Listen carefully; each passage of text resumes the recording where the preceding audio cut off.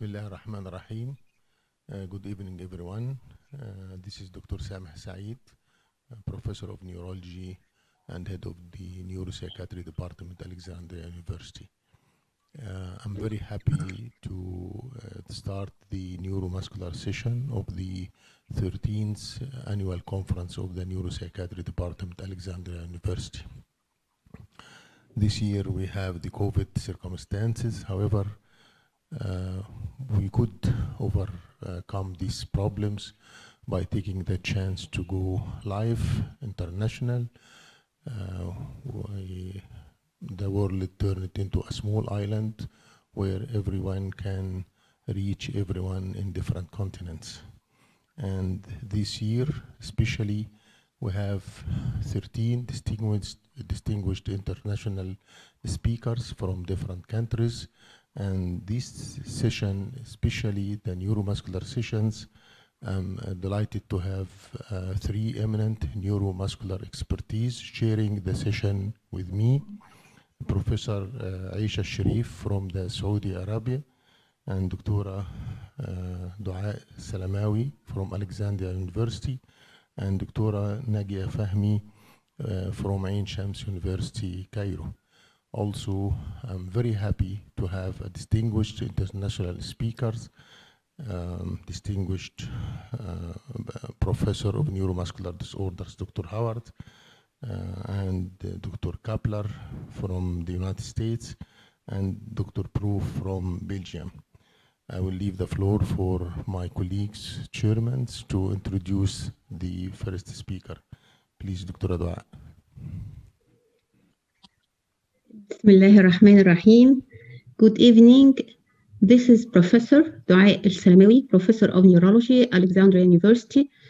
It is with much pleasure and great deal of hope that we welcome you to the 13th Alexandria Neurology Conference in Alexandria, February 2021. The ANC is honored to be hosting respectful neurologists from different parts of the world. The ANC is particularly delighted to have Professor James Haward from United States of America. James Haward from United States of America is Professor of Neurology, Medicine, Allied Medicine, the University of North Carolina at Chapel Hill School of Medicine. Dr. Haward is the former James Howard Distinguished Professor of Neuromuscular Disease and Chief of the Neuromuscular Disorders section at UNC, practicing neurology for 41 years.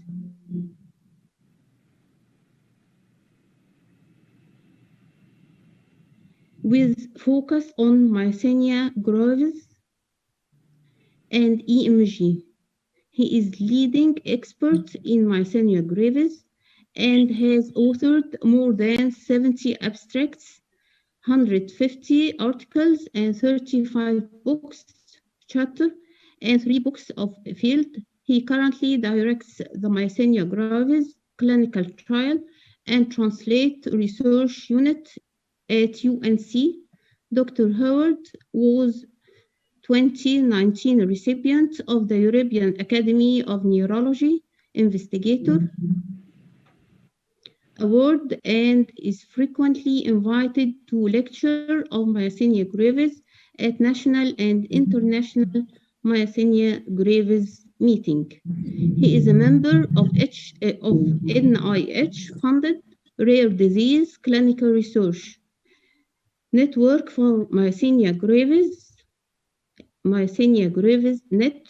Dr. Howard has served as lead principal investigator for Eculizumab phase 2 region, open labeled expansion OLE, and champion Myasthenia Gravis studies.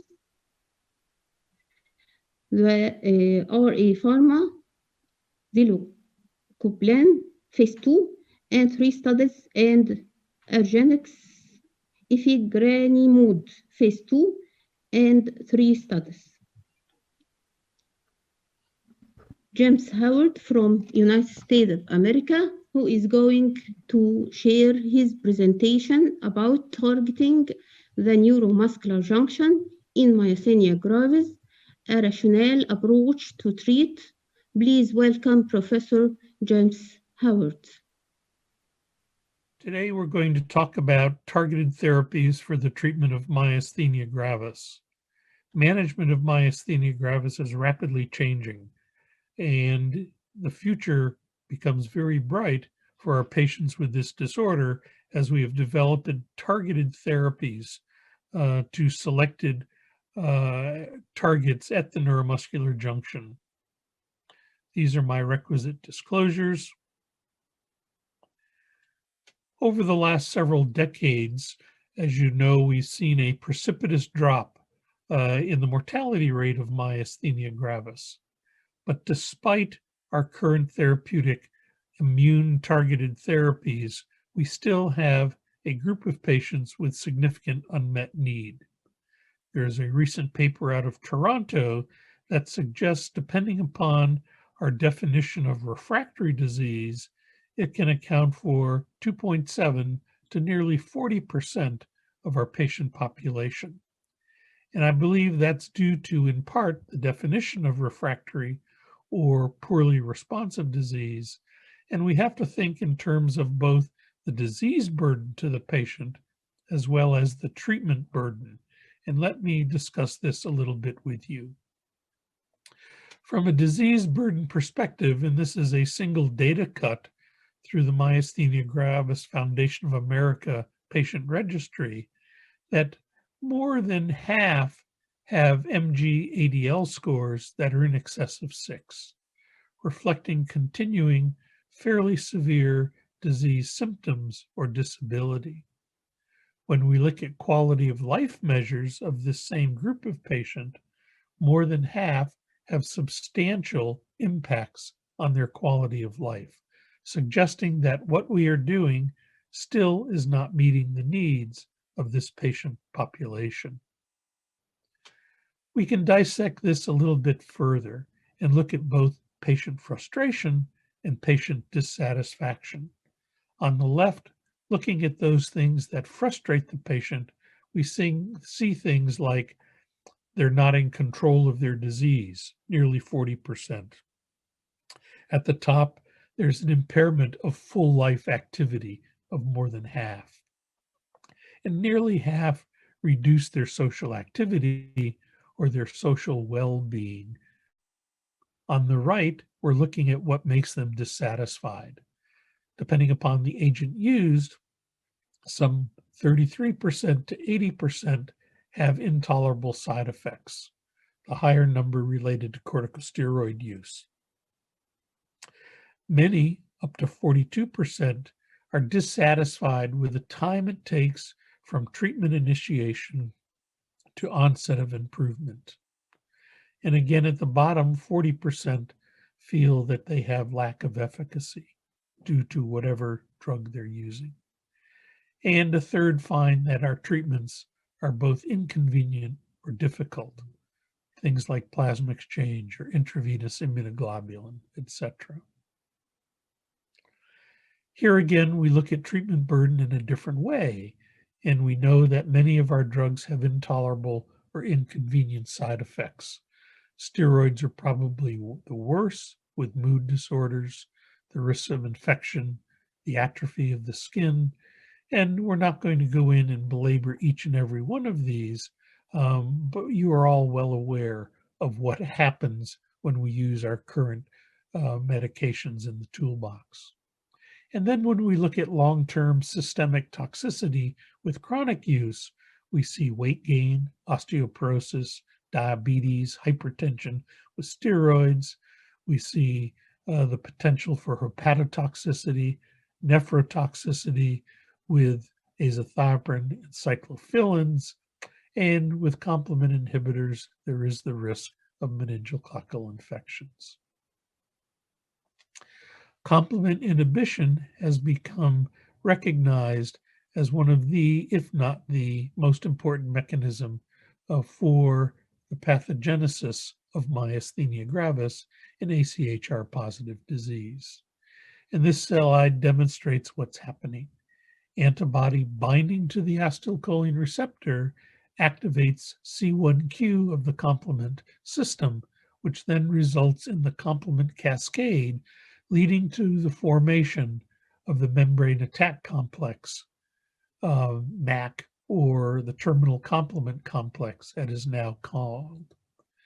This membrane attack complex binding to the membrane of muscle literally destroys it by producing micropores in the membrane and leak of internal components. This accounts for much of why we see clinical weakness. We know that complement inhibition through the REGAIN trial with eculizumab produces a very rapid onset of improvement that is sustained over time. And in the red, this is the placebo arm, which too improved, but at the rollover, which is the vertical bar into the open label extension, one sees they too have a rapid further improvement, which then parallels those in blue who are on eculizumab from the start. We know that over time, we know that those receiving zilucoplan, a subcutaneously administered drug rather than an intravenously administered drug, produced very similar results in a phase 2 trial. In red, the active drug, in blue, the placebo, we see a rapid onset of improvement that is sustained, and at rollover into an open label extension, it too continues with improvement. And those on placebo, we see improvement as well. The time course of this slide is different from the prior slide, so don't let that fool you. When we look at the effects of complement inhibition over 130 weeks, we see increasing numbers beyond the original REGAIN trial, which is defined as those below the horizontal dashed line. They continue to improve from around 61% to nearly 85%. Remember that this is a refractory population, those failing several drugs or failing one drug but requiring either concurrent plasma exchange or intravenous immunoglobulin. And in yellow, you see those who achieve minimal manifestations, those who have essentially no functional weakness whatsoever. By the end of the blinded phase, 25% of the treated arm did so, and at the end of 130 weeks, some 70% achieved this particular state, suggesting that patients who have longstanding disease or severe refractory disease still have the capability of improvement with complement inhibition.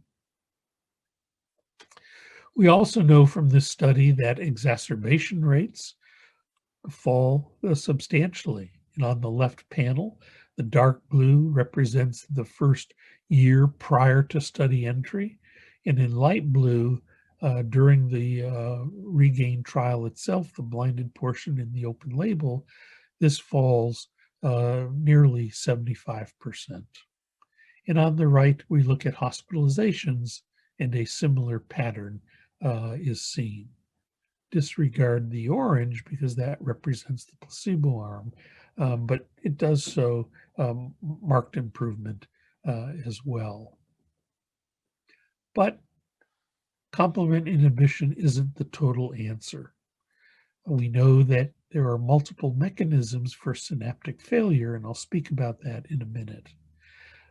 Clearly here, antibody binding to the acetylcholine receptor, activating C1q, initiating the complement cascade, accounts for the architectural destruction of the post-junctional folds due to the effects of the membrane attack complex.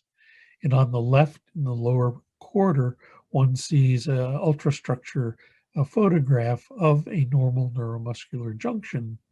And on the right, one sees that the architectural organization has been completely disrupted, and the black areas that you see highlighted with a red arrow, and again on the right, which doesn't have an arrow, these represent deposits of C9 or the membrane attack complex in their residual destruction. But there are other mechanisms. We have the role of the antibody blocking the acetylcholine receptor, and that in turn disallows the binding of neurotransmitter to the receptor complex, minimally by direct binding to the binding site, but rather sterically hindering acetylcholine getting to that binding site. In addition, binding to the acetylcholine receptor by antibody on the right accelerates a normal turnover process of the receptor, typically occurring every 7 to 10 days. These receptors are internalized, degraded, and new receptors are put to the surface of the membrane. Autoantibody binding to the acetylcholine receptor increases this process, resulting in a net loss of receptors on the surface of membrane. This is not addressed by complement inhibition, and science has been addressing this, looking at newer therapeutic potentials. We know that the IgG antibodies come in multiple forms, and this is a very busy slide, and it highlights several there at the neuromuscular junction. Clearly, acetylcholine receptor, which is IgG1 and IgG3, and MuSK-specific kinase antibodies are of IgG4 composition. We've identified LRP4, and its precise role still remains unclear as to its direct role in pathogenesis, but clearly we're finding increased amounts of LRP4 antibody in selected numbers of our patients. They too are of IgG1. And then we have the seronegative population, which I don't believe are true seronegative. We just have not yet found what that substrate is. And those targets may include agrin, collagen Q, coactin, and many others, as the number of proteins at the neuromuscular junction are legion. We know, based on population studies, that the acetylcholine receptor antibody represents about 85% of our patient population. Those to MuSK represent about 5% of the population, and to LRP4 is about 1%, leaving about 10% of patients who do not have identifiable antibodies at this point in time. Therefore, we need treatments that address their role as well. We know that reducing pathogenic autoantibodies is a rational approach for treatment. We do it all the time with plasma exchange. And the panel, this graph in the upper left, demonstrates in blue the autoantibody level and the disease score based on MG-ADL, clinical exam, etc. And by reducing these pathogenic antibodies, we see clinical improvement. Similarly, with immune absorption, we see clinical effects with the reduction of antibodies, and with IVIG, similar. So there is a rationale that targeting the antibody itself may lead to clinical improvement. We have such a drug. The fetal FC receptor, the neonatal FC receptor, is a salvage pathway for immunoglobulin. And as shown here, immunoglobulin is taken up by the endothelial cell and others as well, transported by FcRn, and then released from the endosome back into the circulation. This accounts for why IgG antibodies, autoantibodies, have a much longer half-life than, say, IgA, IgM, IgE, IgD. Inhibition of FcRn, this transporter salvage pathway, may well lead to a reduction in immunoglobulin antibody by pushing it or directing it to the lysosome, as shown in this next slide. So IgG is taken up, and autoantibody is taken up by the cell. It's then bound to FcRn and transported to the lysosome for destruction. Much lesser amounts are then returned to the circulation and released by the endosome. And so by targeting and developing specific FcRn inhibitors based on pH dependency, which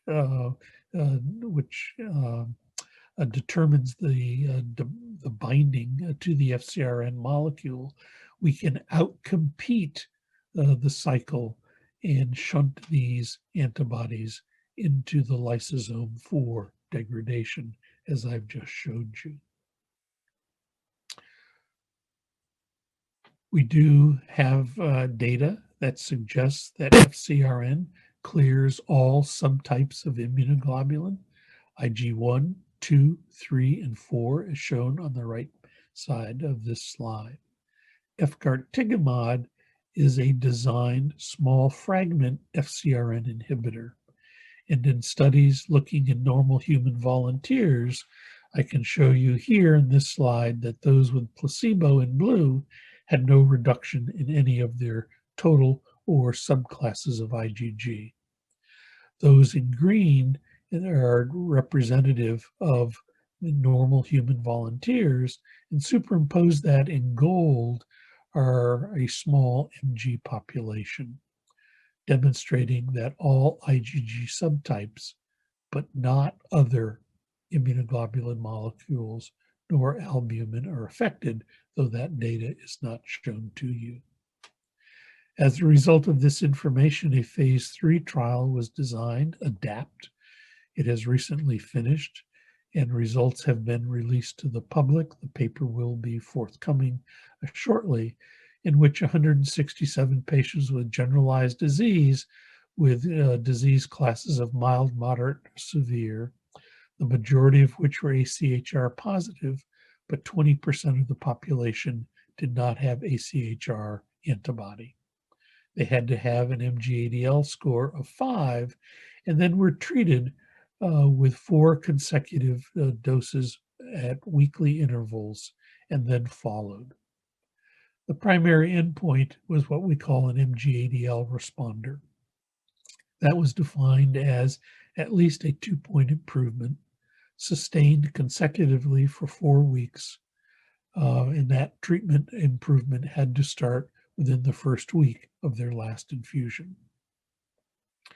Those who completed the trial went over to an open label extension, and 151 of the 167 patients did so. And this open label extension is still ongoing. Retreatment is shown in the next slide.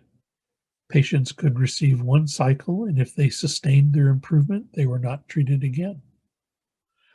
Patients who relapsed and who came back within 2 points on the MG-ADL score at least 8 weeks after their last infusion were allowed to be retreated, and the same criteria were used, and that's shown in the second panel. And then patients could actually receive up to 3 treatment doses in the 26-week treatment cycle, and that's shown in the last slide, or the last panel at the bottom. And all 3 of these things were seen.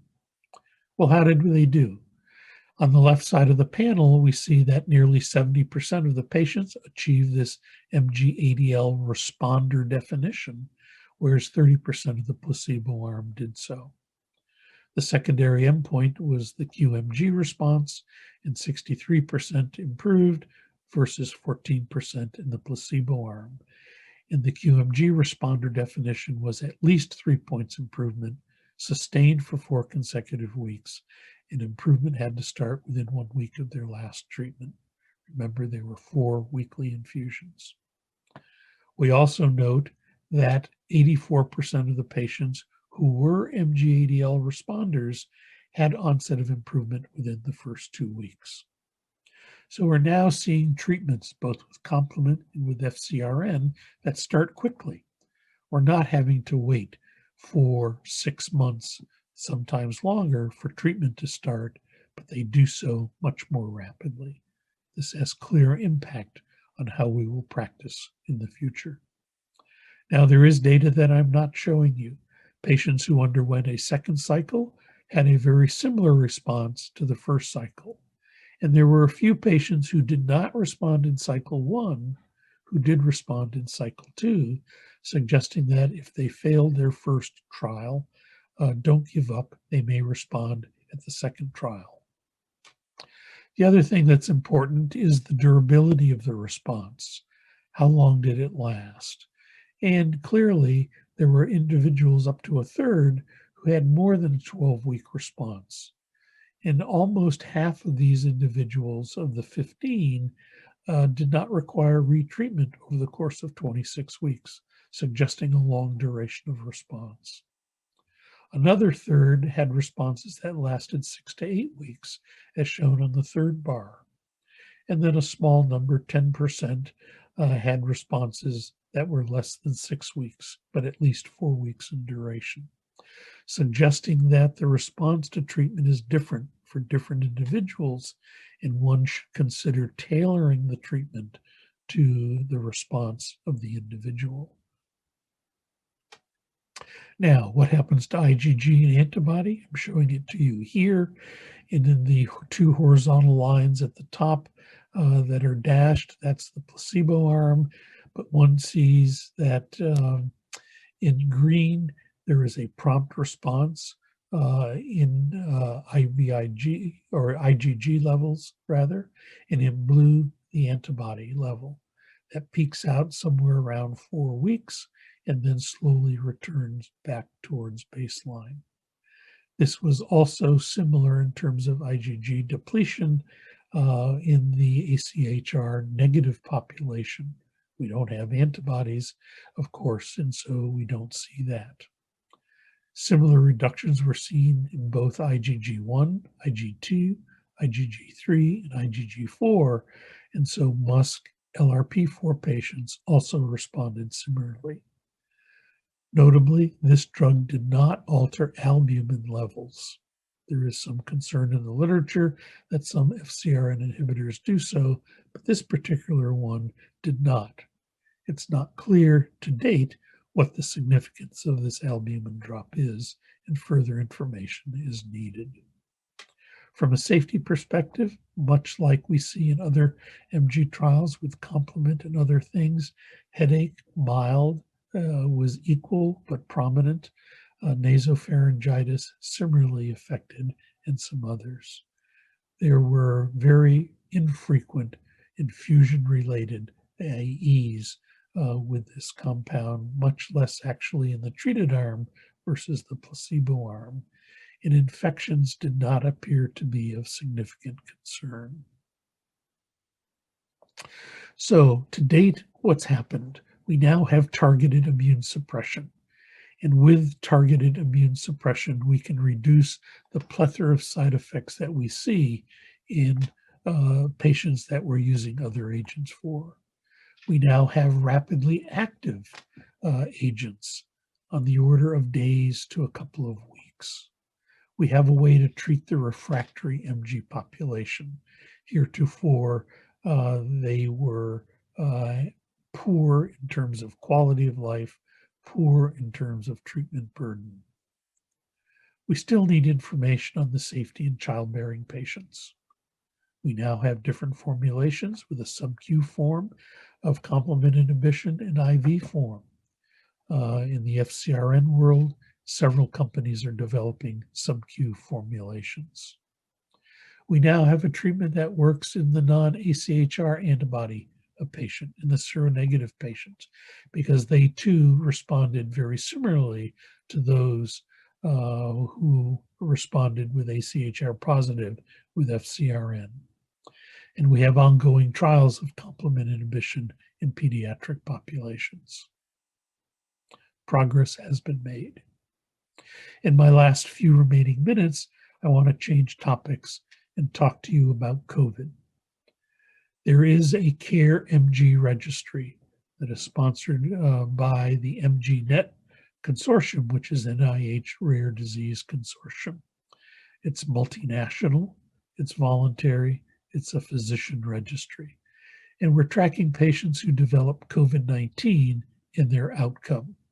And we're attempting to identify patterns of risk and what's happened. This is a data cut as of February 5th, in which we have 184 registrants from 12 countries.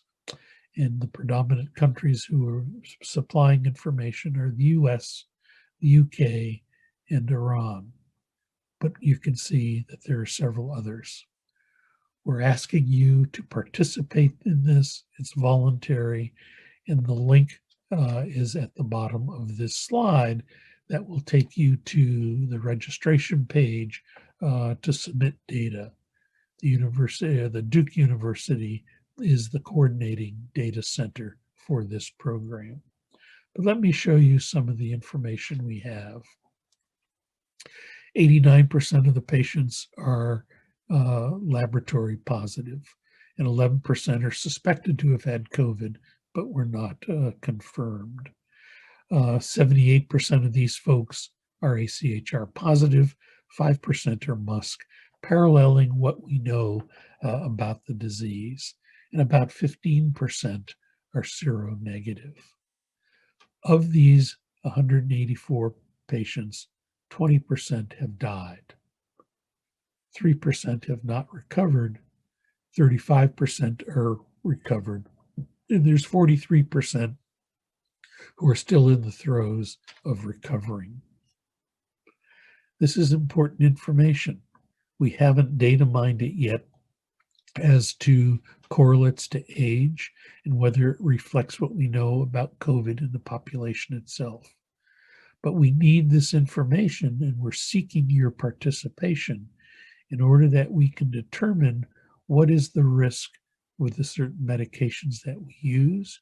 We have suspicions that B-cell inhibitors may not be wise, but we don't know about the other drugs, and we don't know how to counsel patients completely yet. And this is why this appeal is going out, that you participate, submit your patients to this registry. And with that, I would like to thank you for your attention.